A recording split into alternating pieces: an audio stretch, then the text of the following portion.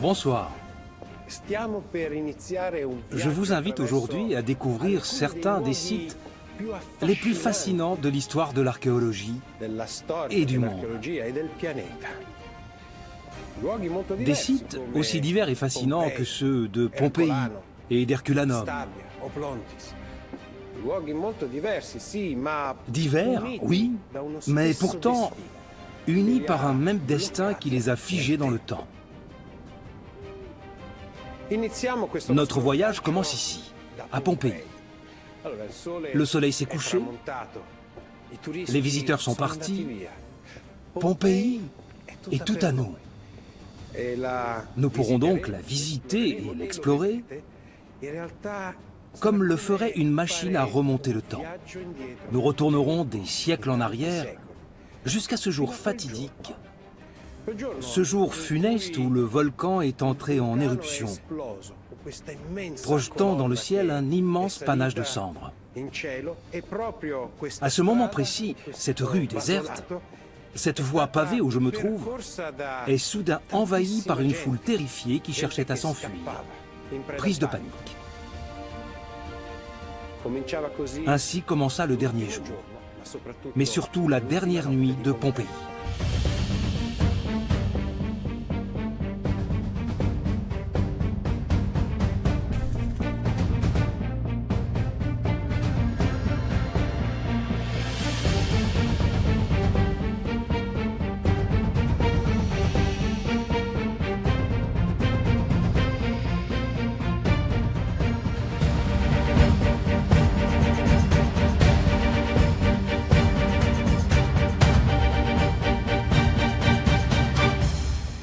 Pompéi n'est pas une ville fantôme, car ces rues, ces édifices, tout ici nous parle de vie. Une vie qui remonte à 2000 ans.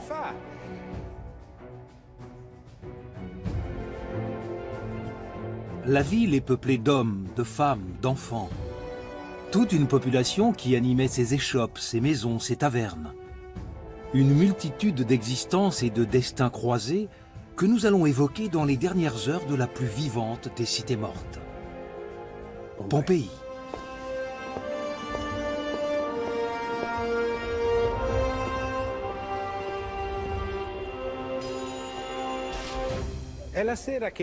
Nous sommes à la veille de l'éruption, 12, 13, 14 heures avant le cataclysme. Les rues de Pompéi sont pleines de gens qui vaquent à leurs occupations avant de rentrer chez eux. Il règne ici l'animation habituelle de tout centre urbain avant le calme de la nuit. Imaginez cette rue, ces lieux aujourd'hui déserts. Imaginez que soudain, ils reviennent à la vie. Les murs reprennent forme et couleur. Et vous voilà projeté au milieu des habitants de Pompéi. L'un se hâte de rentrer chez lui, un autre s'attarde à bavarder.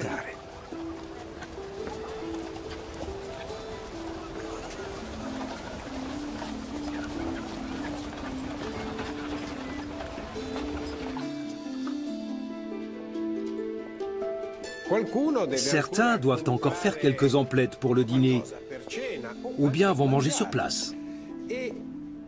Il y a fort à parier qu'ils se rendent dans un thermopolium comme celui-ci. Ce mot, qui est aujourd'hui couramment utilisé par les archéologues pour désigner les établissements de restauration de la Rome antique, n'était pas usuel chez les Romains. Ils employaient d'autres termes comme caupona et surtout popina. Et en voici un exemple avec son comptoir en équerre percé d'orifices. En réalité, ces orifices sont de grandes jarres encastrées dans cet élément de maçonnerie recouvert de dalles de marbre. Que contenaient ces jarres? Eh bien, des légumes secs, des fruits, des oignons, de l'épeautre, du froment, etc. Et c'est ici, dans cette jarre adossée au mur, que l'on a découvert quelque chose de très intéressant, des pièces de monnaie. Il s'agissait sans doute d'une sorte de caisse destinée à payer les fournisseurs, ou même à entreposer une partie de la recette du jour. On n'y a retrouvé aucune pièce d'or ni d'argent, seulement des pièces de bronze. Mais lesquelles? Eh bien, le fameux sesterce. Dans cette jarre, il y en avait pour 3500 €. Et en voici un, gravé à l'effigie de Néron. C'est émouvant de tenir en main une pièce qui a peut-être été utilisée quelques heures avant l'éruption. Que pouvons-nous dire d'autre de cet endroit? Eh bien que le patron, Lucius Vetusius Placidus, et sa femme Ascula avaient fait réaliser ce magnifique larraire. Il s'agit ici d'un autel peint figurant des divinités liées aux activités de l'établissement.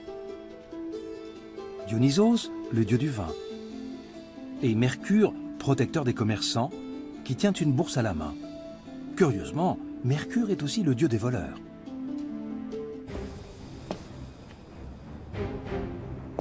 Il est minuit.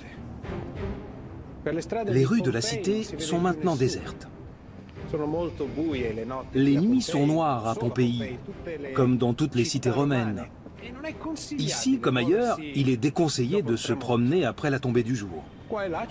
Ça et là, quelques lumières sont encore allumées. Une auberge où les clients boivent et jouent aux dés.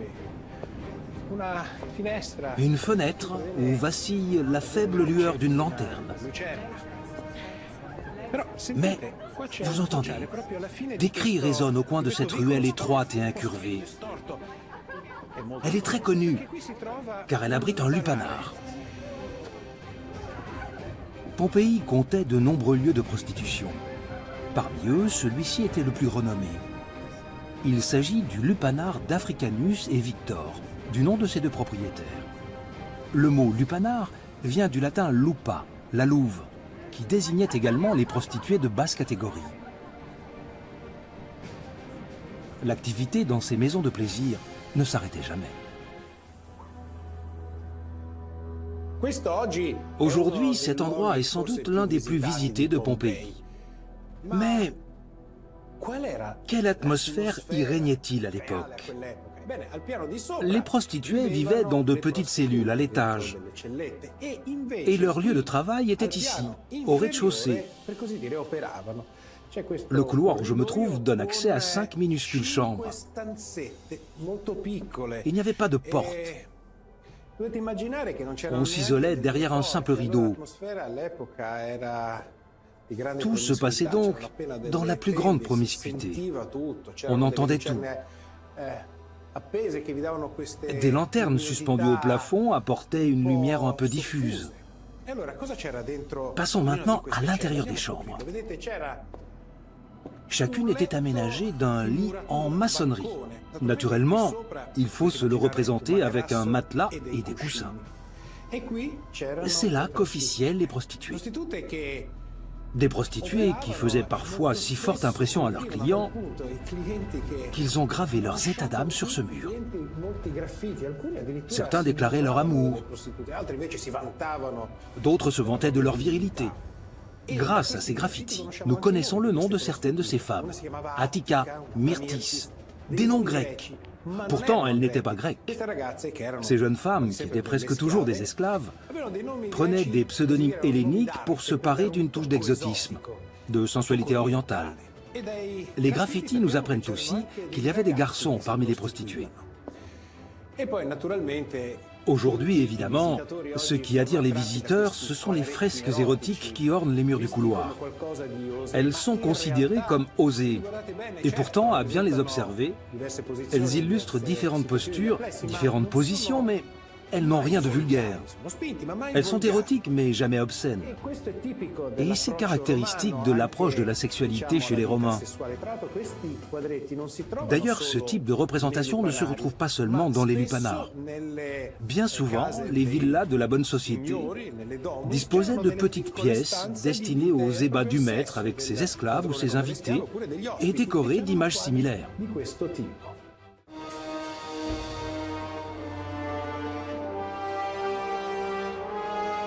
C'est la dernière nuit de la cité. il fait noir, et tous les Pompéiens sont rentrés se coucher. Entrons dans la Domus de Ménandre, l'une des villas les plus riches et fastueuses de Pompéi. Une immense demeure de 1800 mètres carrés. La première pièce dans laquelle pénètre le visiteur est l'atrium. Dans un coin se dresse un larraire, un petit temple domestique consacré aux divinités du foyer, destiné à protéger le propriétaire des lieux et la demeure elle-même. Sur le côté, un escalier conduit à l'étage. Depuis l'éruption dévastatrice, il ne reste plus à Pompéi que le rez-de-chaussée des bâtiments. Mais en réalité, presque toutes les constructions étaient dotées d'un étage. Poursuivons notre visite. Au centre de l'atrium, on retrouve le traditionnel bassin qui servait à recueillir l'eau de pluie, l'impluvium. Par une grande ouverture pratiquée dans le toit, la pluie tombait dans ce bassin de collecte. Mais il s'agissait plutôt d'une tradition. En réalité, beaucoup de ces villas avaient l'eau courante. Les riches pouvaient bénéficier de l'eau de l'aqueduc à domicile. Et c'était certainement le cas ici. L'atrium s'ouvre sur plusieurs pièces comme celle-ci, entièrement recouvertes de fresques. On peut encore une fois admirer l'intérieur de ces grandes demeures. Les teintes, le rouge pompéien, l'ocre, le raffinement des peintures, des intérieurs. Les Romains vivaient entourés de couleurs et de beauté. Ces fresques représentent certains des derniers épisodes de la guerre de Troie. Ici, Ulysse arrache Cassandre au Palladium, auquel elle s'agrippe. Là, Cassandre tente d'arrêter la foule et d'empêcher l'entrée du célèbre cheval de bois dans lequel se cache Ulysse. Là, enfin, Laocoon est attaqué par les serpents. Continuons. À présent, nous allons quitter la zone de réception pour nous rendre dans les quartiers privés.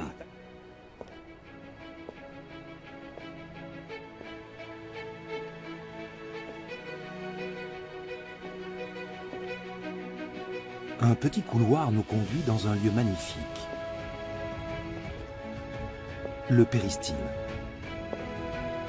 Il s'agit d'une longue colonnade qui se déploie autour d'un jardin intérieur, imprégné de silence et baigné de senteurs mêlées de myrte, de laurier et de buis.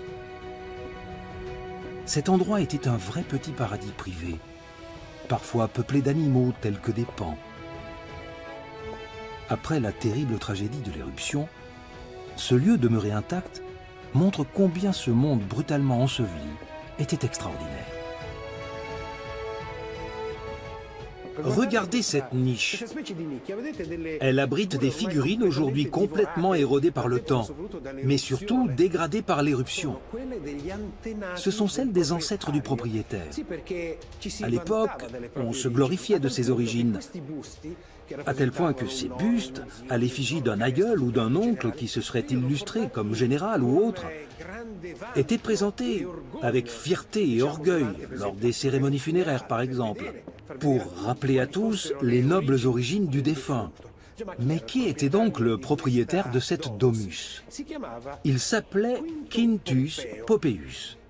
Mais la villa est connue comme la maison de Ménandre. En fait, ce nom date de l'époque où les fouilles ont mis au jour cette magnifique demeure. Pourquoi? Eh bien, les archéologues y ont découvert une fresque représentant un immense auteur comique de l'Antiquité, le fameux Ménandre. Sans doute le propriétaire des lieux voulait-il d'une certaine façon être associé au raffinement culturel de Ménandre.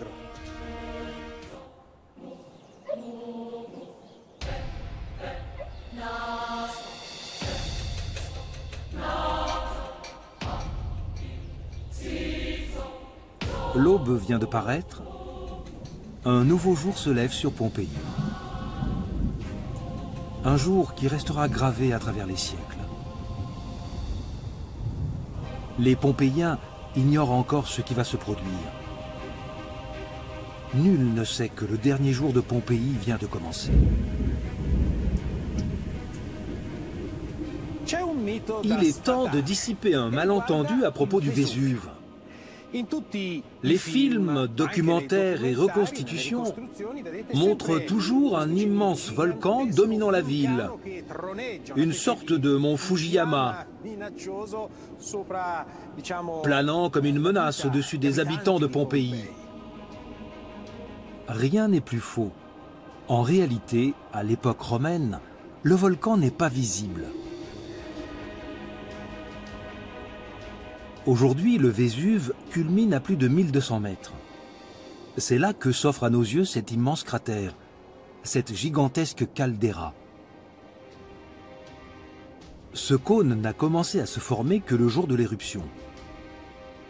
Au cours des siècles, et surtout au Moyen-Âge, le volcan a peu à peu grandi avant de s'effondrer à nouveau lors de l'éruption de 1631. Imperturbable, il a ensuite repris sa croissance au gré d'éruptions plus ou moins importantes, jusqu'à atteindre sa forme actuelle.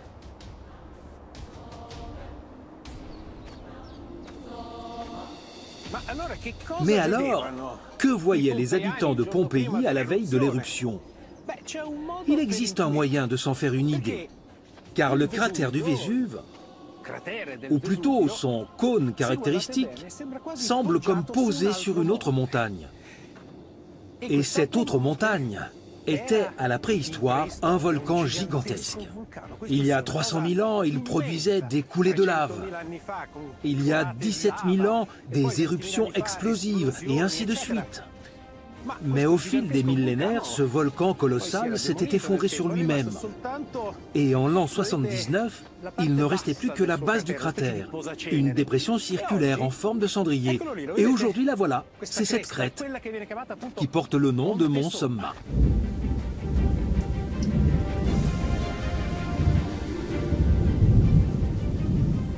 C'est la caldeira de l'ancien volcan, et le Vésuve est né à l'intérieur.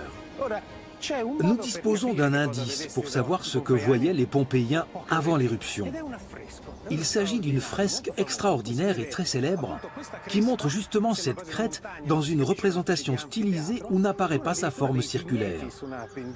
Ces coteaux, couverts de vignes, sont placés sous la protection du dieu Bacchus. Et regardez bien, dans le bas à droite, on distingue une sorte de cuvette de dépression d'un vert plus foncé. Par ce détail, l'artiste a indiqué sans le savoir le point zéro, l'endroit d'où allait commencer l'effroyable éruption.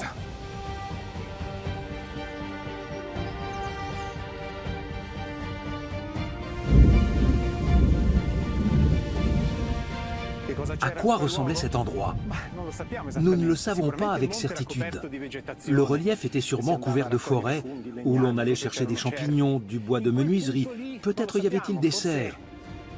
Quant à cette cuvette en contrebas, cette zone creuse, peut-être présentait-elle des roches calcinées, un paysage un peu plus volcanique. Nous n'en savons rien. Mais c'est bien là qu'a commencé la fin de Pompéi. Pour les Pompéiens, le Vésuve est une montagne bienveillante, et rares sont ceux qui peuvent imaginer qu'elle dissimule l'un des plus redoutables volcans du monde.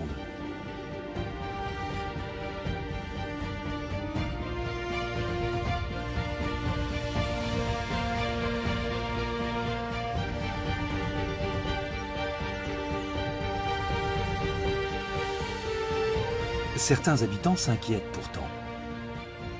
Face aux tremblements de terre qui se succèdent, signe précurseur d'une éruption prochaine, beaucoup décident de quitter la ville.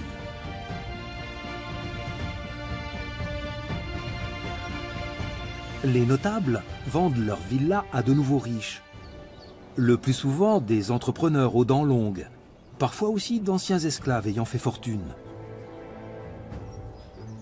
C'est le cas de cette admirable villa, située à l'extérieur des remparts et dotée d'une vue imprenable sur le golfe de Naples. La célèbre et merveilleuse Villa des Mystères. Il est clair que cette villa, pour ses premiers occupants, était conçue comme une résidence de loisirs. Comme le voulait la société romaine, on en tirait bien quelques revenus, peut-être en pratiquant un peu d'agriculture, mais c'était surtout un superbe lieu de représentation. Après le violent tremblement de terre de l'an 62, donc 17 ans avant l'éruption dévastatrice, les propriétaires ont dû la revendre à de nouveaux venus qui l'ont transformée en ferme. C'est ainsi que, d'après les conclusions des archéologues, cette pièce extraordinaire était devenue une réserve à oignons. Mais regardez, elle est entièrement ornée de peintures somptueuses.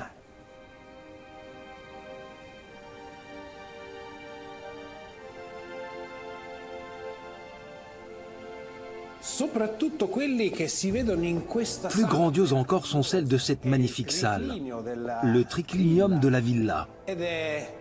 C'est un lieu célèbre dans le monde entier, justement à cause de ses fresques. Vous les avez sûrement déjà vues, reproduites dans de nombreux ouvrages consacrés à l'Empire romain ou à l'histoire de l'art. Voici donc le triclinium de la Villa des Mystères.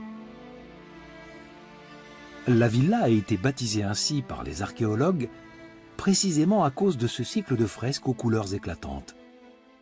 En effet, cet ensemble, composé principalement de personnages féminins représentés grandeur nature, illustrerait les étapes du rite d'initiation d'un culte mystérique appelé également culte à mystère, d'où le nom de Villa des Mystères. Mystérique ne veut pas dire mystérieux. S'agissant d'un culte, cela signifie qu'il était réservé à ses adeptes. Les codes et les règles qui le régissaient étaient uniquement connus de ses membres et ne pouvaient être divulgués en dehors du cercle des initiés. Cela en faisait donc un culte fermé. Celui illustré ici serait le culte dionysiaque. Dionysos, ici en position semi-allongée, n'est pas seulement le dieu de la vigne et du vin, il est surtout symbole de renaissance. De fait, les cultes mystériques sont presque toujours des religions salvifiques, autrement dit qui garantissent le salut spirituel de l'individu. Bon nombre d'experts s'accordent sur l'interprétation de ces fresques comme une illustration des différentes phases d'initiation au culte dionysiaque. La femme qui en est le personnage principal est représentée tantôt avec des satyres, tantôt avec des prêtresses. Dans un coin, une matrone romaine, sans doute celle qui a commandé l'œuvre, regarde la scène de loin. Sur une autre paroi, une femme s'apprête pour son mariage, comme l'indique la servante occupée à lui tresser les cheveux et la présence d'un amour qui lui tient un miroir. Le visage de cette femme est d'une modernité stupéfiante.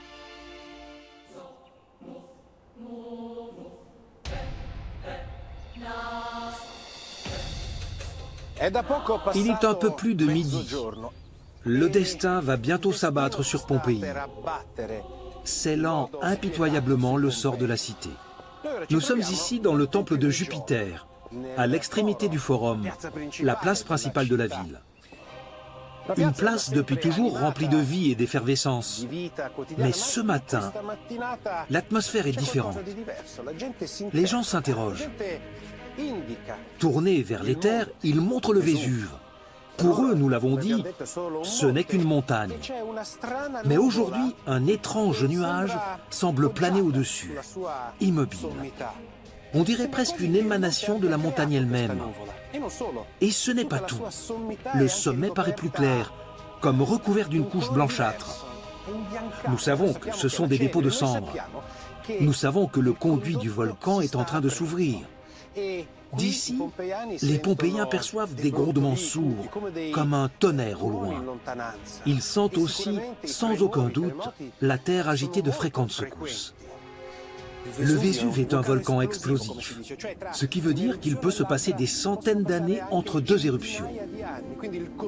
Dans l'intervalle, la cheminée se referme et le magma ne s'écoule plus. Alors quand elle s'ouvre, elle libère une énergie terrifiante, capable de projeter des pierres, des gaz et des cendres à des dizaines de kilomètres à la ronde. Et c'est précisément tout cela qui va bientôt s'abattre sur Pompéi.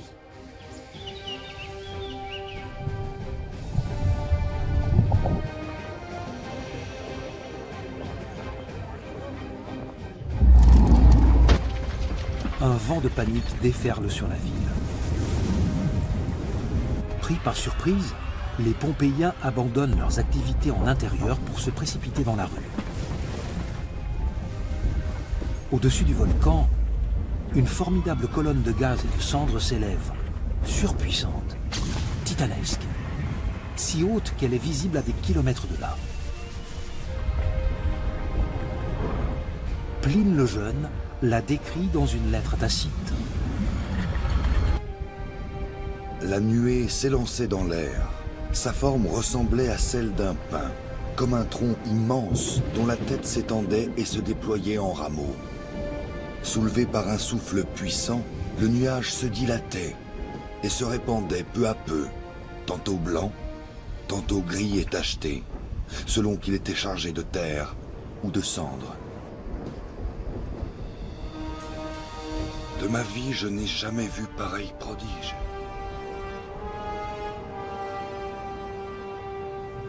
Imaginez la réaction, la panique, l'incrédulité de la population. Certains ignoraient jusqu'à l'existence même des volcans et soudain, c'est comme si la fin du monde était arrivée. Nous voici à présent dans un lieu extraordinaire. Cette pièce était un triclinium, une salle de banquet située dans la maison des chastes amants. La demeure fait partie d'un îlot comprenant plusieurs habitations et commerces. Et c'est ici, dans cette salle, que l'on comprend le nom donné à cet ensemble. Regardez ces amoureux qui échangent un tendre baiser. Voilà nos chastes amants. Et cette fresque magnifique n'est pas la seule à orner les murs de cette pièce. C'est une scène de repas, une sorte de pique-nique abritée sous une tenture. Celle-là est encore plus nette. On y voit deux couples partageant un banquet. Ces nombreux détails nous apprennent beaucoup de choses. On découvre par exemple que pendant les repas, on vidait les récipients par terre. Mais surtout, elle dégage un sentiment de bonheur, de douceur, de sérénité presque achevée. Une troisième fresque montre une toute autre ambiance. On a là un concours de boissons entre deux hommes, dont l'un est déjà complètement saoul. Et tout ce joyeux monde est sur le point de disparaître. Ce n'est plus qu'une question de secondes à présent.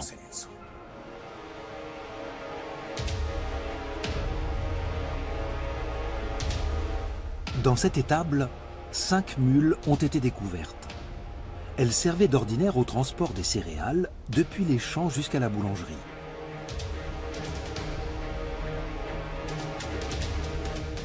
Au moment de l'éruption, bien sûr, les boulangers ont pris la fuite. Pensant pouvoir revenir, ils n'ont pas libéré les bêtes. Prises au piège à l'intérieur du bâtiment, elles n'ont pas survécu au cataclysme. Peut-être auraient-elles pu se sauver, ou même faciliter la fuite de leur maître.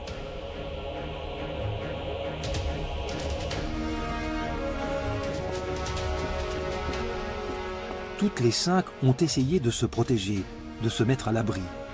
L'une d'elles a cherché de l'air dans un coin. Une autre était appuyée contre la porte, malheureusement fermée. C'est ainsi que les archéologues les ont découvertes, près de 2000 ans plus tard.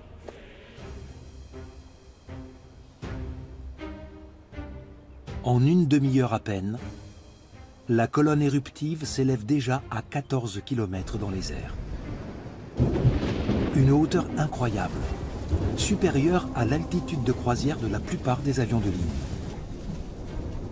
L'inexorable ascension ne fait que commencer. Fendant la stratosphère, la colonne éruptive atteint bientôt 20 km, puis 27, pour culminer à 32 km d'altitude. En chemin, elle rencontre des vents qui la poussent vers le sud, la direction même où s'étend l'infortunée cité de Pompéi. Les Pompéiens voient cet immense nuage qui envahit le ciel comme une tache de suie qui obscurcit le soleil, englouti par cette nuée qui s'étend tel un pain maritime, disait Pline. On commence à entendre un cliquetis, comme un bruit de grêle. Il pleut des pierres panses.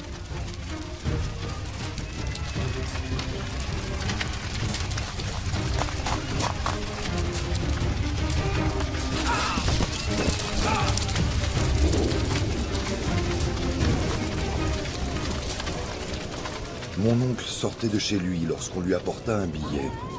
Il venait de sa grande amie Rectina, dont la villa se trouvait sur le littoral entre Pompéi et Herculanum. Terrifiée par le danger qui la menaçait, elle le priait de lui porter secours face à un tel péril. Mon oncle changea alors ses plans. Il ordonna de mettre à l'eau les quadrirèmes et s'y embarqua lui-même, décidé à secourir non seulement Rectina, mais bien d'autres gens, car cette côte était fort densément peuplée.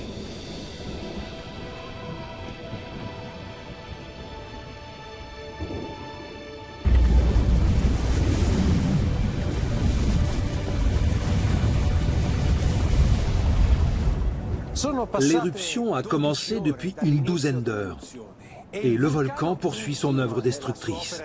Il bombarde Pompéi d'une pluie incessante de petites pierres que les volcanologues appellent lapilli. Un véritable déluge qui est en train de l'enterrer vivante. Mais que se passe-t-il ailleurs? Remontons un peu plus au nord, en longeant la côte jusqu'au pied du Vésuve. C'est là que se trouve la ville d'Herculanum. Elle est plus proche du volcan que Pompéi, tout juste 6 km. Pourtant, elle n'a pas été touchée par les pluies de Lapilli. Elle a certainement reçu ce qu'on appelle des bombes volcaniques, des fragments de roches ou de lave projetés loin dans les airs par l'éruption. Les projectiles ont sûrement provoqué des dégâts. Mais ici, la situation semble moins désespérée qu'à Pompéi. Et pourtant, le sort d'Herculanum sera tout aussi atroce. Herculanum est un petit bijou. La ville a été redécouverte par hasard lors du forage d'un puits il y a plus de 300 ans, au tout début du XVIIIe siècle. Aujourd'hui, les 3/4 du site antique sont encore enfouis sous l'Herculanum moderne. Je suis ici sur le Decumanus Maximus, le grand axe est-ouest qui conduisait au forum. Pendant la journée, cette artère était très animée. Il y avait de la vie, de l'activité, des échoppes. On y trouvait même un marché. Herculanum était charmante, une petite perle comme on l'a souvent décrite. Mais aujourd'hui, elle est étrangement calme. Il n'y a pas toute l'animation habituelle. Alors quittons le Decumanus Maximus pour emprunter un quart d'eau, une des voies nord-sud qui descendent vers la mer, le quart d'eau 5. Les rues d'Herculanum sont curieusement silencieuses, mais on entend le volcan qui gronde au loin.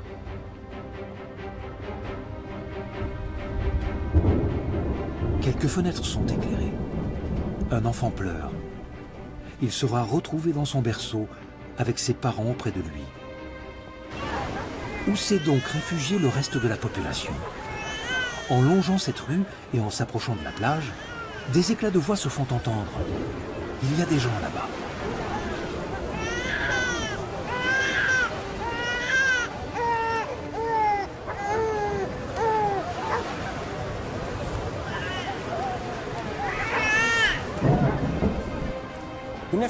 Bon nombre des habitants d'Herculanum ont traversé ce passage couvert qui s'ouvre ensuite pour déboucher sur la plage. Et sur la plage, ils sont tous là. Certains se sont retranchés sous les arcades, ces abris où l'on tirait les bateaux de pêche pour les mettre au sec, des remises à bateau en quelque sorte. Ils sont des dizaines entassés à l'intérieur. D'autres sont allés chercher refuge dans les dernières maisons face à la mer. Pourquoi?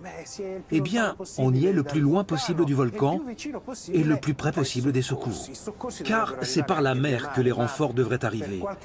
Mais pour une raison ou une autre, rien ne vient. Peut-être le vent est-il trop fort, les conditions de navigation trop défavorables. Malgré tout, ils restent là, attendant sans doute le matin, le nouveau jour, qui sera sûrement riche en événements. Peut-être viendra-t-on les chercher. Peut-être qu'une partie a déjà réussi à s'enfuir. Nous l'ignorons. Ce que nous savons, c'est que le volcan ne leur laissera aucune chance. En effet, l'éruption entre dans une nouvelle phase. Le gigantesque panache qui obscurcit le ciel depuis des heures est devenu trop lourd. Il commence à retomber sur lui-même, dévalant les flancs de la montagne en une avalanche de matière incandescente.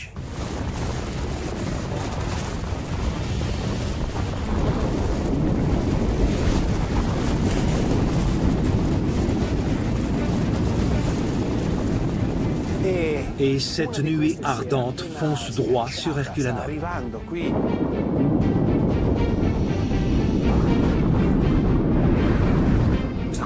La coulée pyroclastique, puisque tel est son nom scientifique, se dirige vers la ville.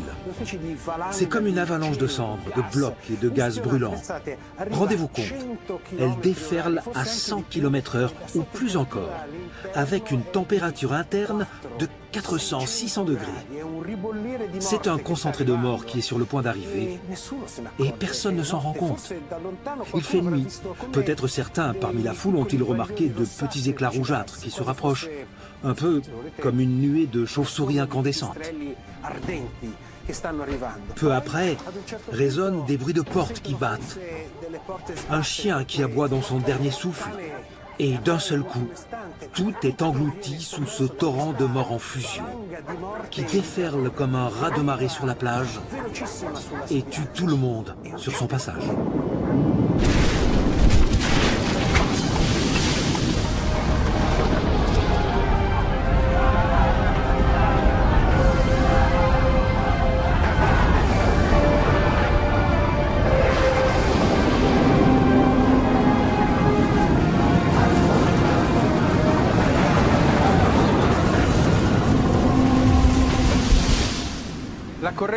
La coulée pyroclastique vient de passer.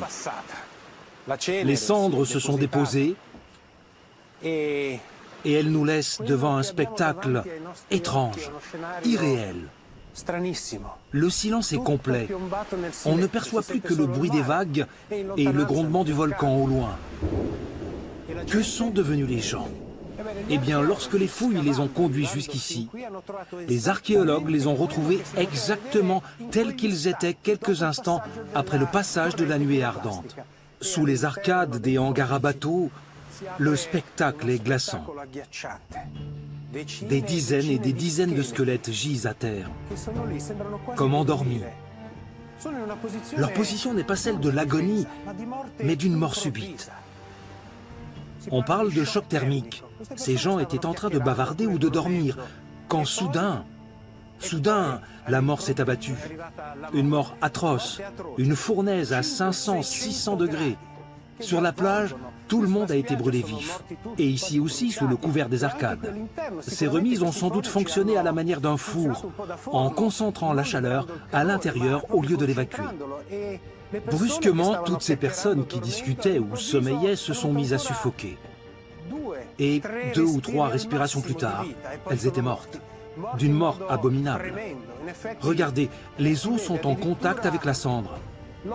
Ce qui signifie que les tissus, la peau, les organes se sont vaporisés. Ailleurs, parmi des ossements enchevêtrés, on trouve des crânes explosés, signe que le cerveau a littéralement bouilli. Mais ce qui frappe le plus, c'est que ces gens n'ont pas cherché à se débattre. Aucun n'a tenté de s'enfuir. Ils sont morts subitement. Et cette scène, en dépit de son caractère parfaitement apocalyptique, recèle d'innombrables informations sur l'époque. Au-delà de la position d'une mère serrant son enfant blotti contre elle, de nombreux objets du quotidien ont été découverts. Des objets emportés dans la fuite et qui nous racontent ces derniers instants. Les archéologues ont mis au jour toutes sortes de choses. Ce n'est pas facile de s'exprimer si près de ces ossements. Je dois préciser que ce sont des moulages. Les originaux sont conservés dans des réserves. Mais malgré tout, le spectacle qui s'offre à nous est déchirant. Bien. Alors, ce que je tiens ici est en fait une poignée de pièces qui se sont agglomérées, amalgamées les unes aux autres. C'est très impressionnant de les voir ainsi soudées, fusionnées ensemble. Elles devaient se trouver dans une bourse, une escarcelle, une sorte de petit porte-monnaie en cuir. Une autre personne, peut-être une dame, avait aussi de l'argent sur elle, mais en plus de ces quelques pièces, elle avait emporté une bague en or. et des boucles d'oreilles. Là encore, tout s'est amalgamé instantanément. Et cette concrétion nous révèle deux choses, la tragédie, mais aussi l'espoir de survie. On a découvert un objet encore plus élégant. Il s'agit là d'un minuscule récipient extrêmement raffiné. Sa présence ici montre bien que son propriétaire y était très attaché. Naturellement, il y avait quelques objets un peu plus précieux, comme ce collier en cristal de roche. Il devait orner le cou d'une dame. Nous ignorons laquelle. Elle l'aura emporté dans un dernier geste instinctif. À propos de bijoux, venons-en à ce qui est peut-être le plus représentatif de cet endroit. Cette longue chaîne en or qu'une matrone romaine, sans aucun doute une dame de haut rang, portait sur elle. D'ordinaire, la tunique féminine était agrémentée de rubans qui venaient se croiser sur la poitrine afin de souligner la silhouette. Ici, il ne s'agissait pas d'un simple ruban, mais de cette chaîne en or de près de 2 mètres de long, qui est demeurée intacte. Intacts également, voici 2 autres objets devenus célèbres et presque emblématiques de l'orfèvrerie pompéienne. Des bracelets en forme de serpent dont les têtes se font face. Ces bijoux étaient destinés à orner le bras d'une dame fortunée, sans doute celle qui les a emportés avec elle. Mais elle ne les portait pas à son bras ce jour-là. C'est sur sa hanche qu'on les a retrouvés, ce qui signifie qu'elle avait dû les mettre dans une bourse, probablement les bijoux les plus précieux qu'elle possédait. Pour finir, j'aimerais vous montrer un dernier objet très particulier, ou plutôt 2. Ce sont ces 2 bagues. La première est sertie d'une émeraude, on la distingue très bien. La seconde arbore un grenat gravé d'une sorte de volatile, peut-être un symbole. Ces bagues ne se trouvaient pas dans une bourse, mais au doigt d'une femme. On les a découvertes autour de ses phalanges. C'est une image qui glace le sang, mais qui montre aussi que la tragédie a uni tout le monde dans un même destin, pauvre et riche. Celui qui n'avait emporté que 2 maigres pièces de bronze, et celle qui, à l'inverse, s'était pourvue de somptueux bijoux, symbole d'une richesse et d'une puissance qui ne lui ont été d'aucune utilité face à la catastrophe. Les victimes ont été innombrables. Il en reste sans doute encore beaucoup ensevelis sous les sédiments volcaniques. Des morts qui finiront par être découverts ou reposeront là pour l'éternité. Il n'y en a ici qu'une partie, puisque les plus de 300 squelettes recensés dans les hangars représentent à peine un habitant d'Herculanum sur 10. Les autres sont peut-être encore enfouis dans les parages, ou ont été emportés au large par des torrents de lave. Car l'éruption se poursuit. Les coulées pyroclastiques se succèdent, si nombreuses qu'elles finissent par ensevelir la paisible cité sous pas moins de 23 mètres de sédiments. C'est hallucinant.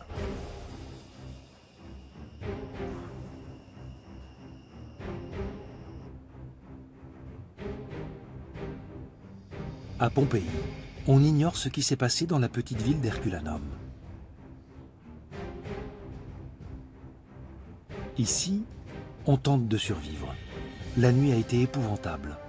Une pluie mortelle a tout recouvert d'une épaisse couche de lapilli.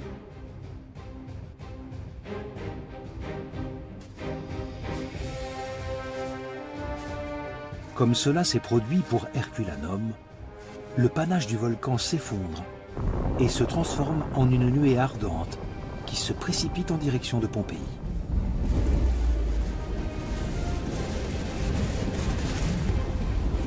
Contre toute attente, cette première vague est stoppée par les remparts de la ville.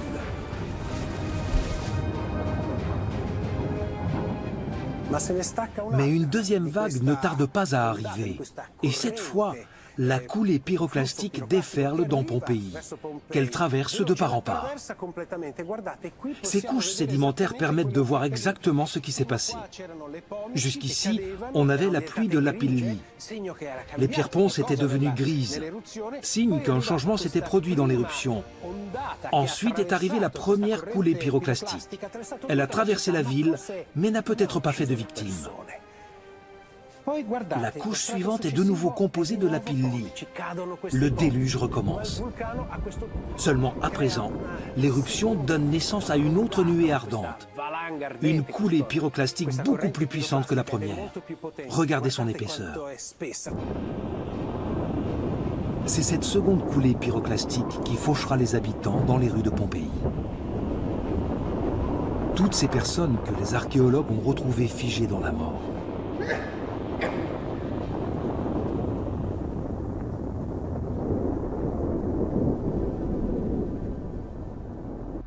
Il est impossible d'imaginer la façon dont chacun a vécu ses dernières minutes de vie.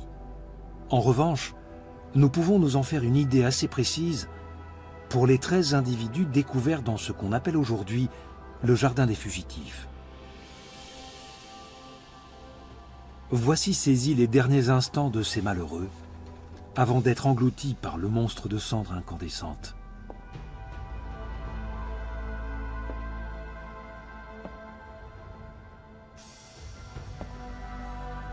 Tombés à terre, ils ont essayé de se protéger du monstre, et ils sont restés là. Beaucoup sont en position défensive et cherchent à respirer.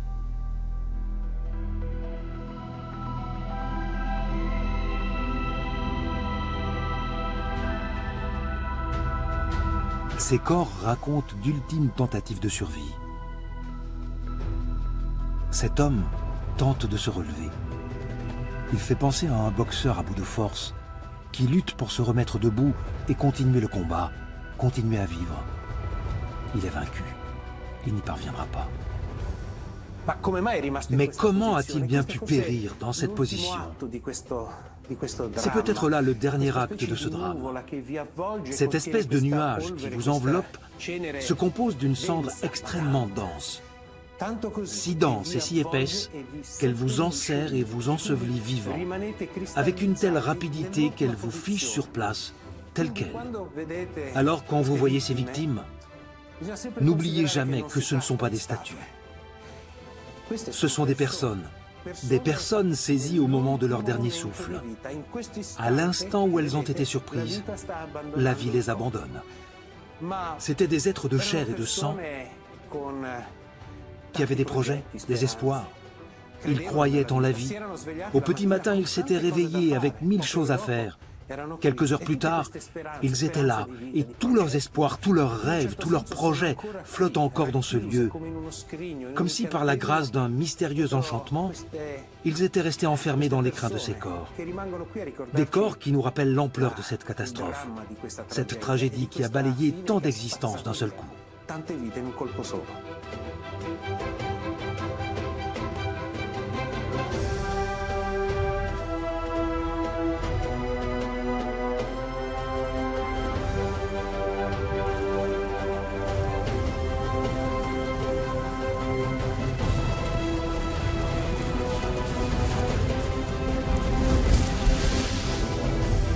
L'éruption du Vésuve en l'an 79 de notre ère fut l'une des plus dévastatrices de toute l'histoire.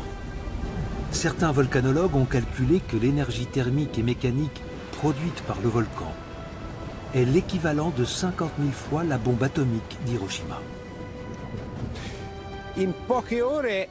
En quelques heures, le volcan a craché quelque chose comme 10 milliards de tonnes de magma, projeté à une vitesse de 300 mètres par seconde. L'événement a été une véritable catastrophe planétaire, puisque, rendez-vous compte, les cendres sont arrivées jusqu'en Islande. Mais que s'est-il passé après? Eh bien, on a décidé de ne pas reconstruire. Tous les Pompéiens étaient morts. La ville était dévastée. La côte était à la traîne économiquement. Elle n'avait plus vraiment de raison d'être.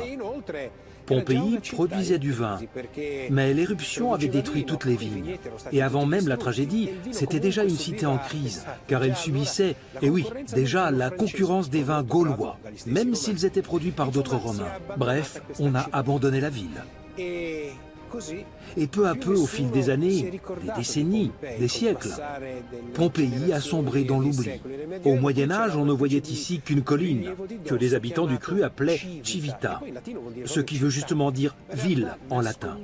Personne ne le savait, mais cette colline recelait un véritable trésor historique. Et ce n'était pas le seul. Il y avait aussi Herculanum, enfoui sous 23 mètres de dépôt volcanique. Tout un pan d'histoire est ainsi demeuré là, sous terre pendant des siècles, dans un oubli presque définitif.